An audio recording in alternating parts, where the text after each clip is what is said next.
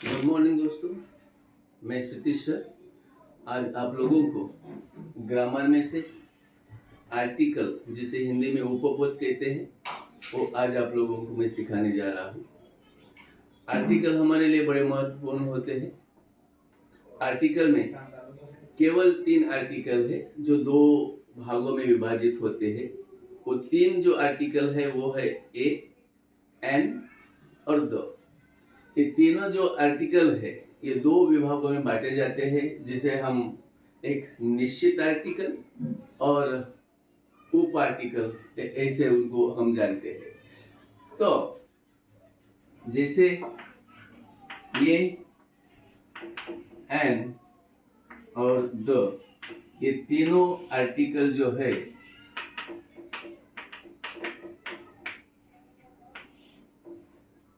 ये का उपयोग आप अगर जानते होंगे तो किसी भी सिंगल चीज को दर्शाने के लिए हम ए का इस्तेमाल करते हैं।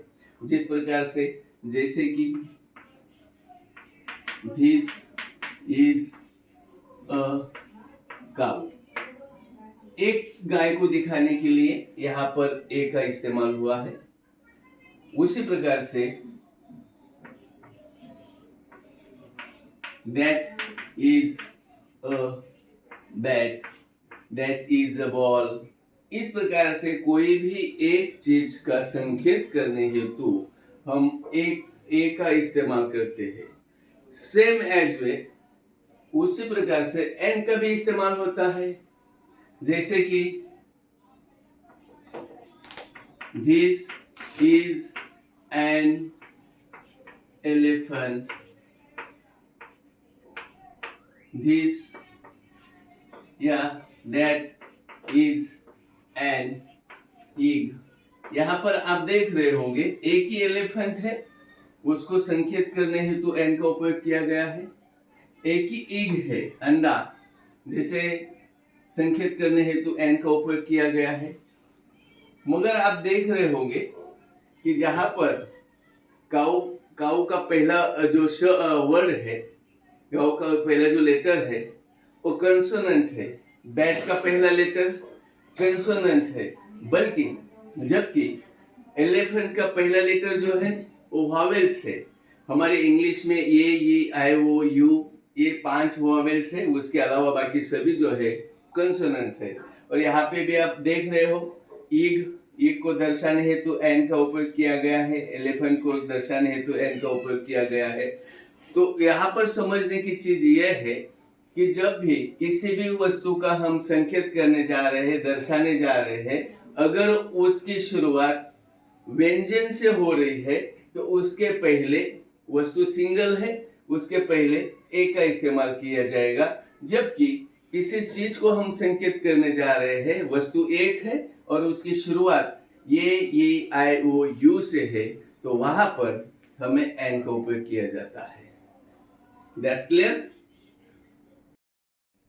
दोस्तों। ए और एन का उपयोग कब और कहां करना है आपको बिल्कुल ध्यान में आ ही गया होगा, मगर उससे भी थोड़ा आगे मैं और आपको जानकारी देना पसंद करूंगा। जिस प्रकार से हमने देखा एन एलिफेंट, एक ही एलिफेंट है, उसको हम एन से दर्शा रहे हैं। एन ईग है, एक ही ईग है जिसको हम एन से दर्शित कर रहे हैं। उसी प्रकार से एन ऑरेंज है, एन ऑरेंज है, एक ही ऑरेंज है, तो हम यहाँ पर उसको एन से दर्शित कर रहे हैं। मगर आपको ए भी ध्यान में रखना है, यहाँ पर पहला लेटर जो है, यहाँ पर पहला लेटर जो है वो वॉवेल्स का होने के कारण, ये आई ओ यू में से होने के कारण हमने उनकी शुरुआत एन से की है। मगर अगर इस प्रकार का हो, हम इसे पढ़ते हुए अवर पढ़ते हैं, जबकि शुरुआती का जो लेटर है वो वॉवेल्स न होते हुए है, कंसोनेंट है, व्यंजन है। इसके कारण यहाँ पर ये ही लगेगा, ये ध्यान में रखना है। उसी प्रकार से ये हॉनेस्ट, यहाँ पे आप देख रहे हैं पहला लेटर जो है हम बोलते समय इसको हवर बोलते हैं, मतलब 1 घंटा। ऑनेस्ट का मतलब होता है ईमानदार, मगर उसे पढ़ते हम ऑनेस्ट बोलते हैं, मगर उसका पहला लेटर जो है वो व्यंजन से शुरू होने के कारण इनके पहले आप ये ही लगा सकते हो। ये चीज आपको भली भांति ध्यान में रखनी होगी। Okay, very good. अगर आप लोगों को ये वीडियो अच्छा लगा होगा तो आप जरूर सब्सक्राइब करिएगा, शेयर करिएगा और लाइक जरूर करिएगा दोस्तों, ताकि मैं अगला वीडियो मैं आपके लिए और बना सकूं। और अगर आपको यदि किसी भी प्रॉब्लम है आर्टिकल में तो आप कमेंट बॉक्स में जाकर जरूर कमेंट्स कीजिएगा, पूछिएगा। जो चीज ध्यान में नहीं आई होगी, सतीश सर यहाँ पर बैठे हैं, आपको ग्रामर सिखा के रहेंगे। धन्यवाद।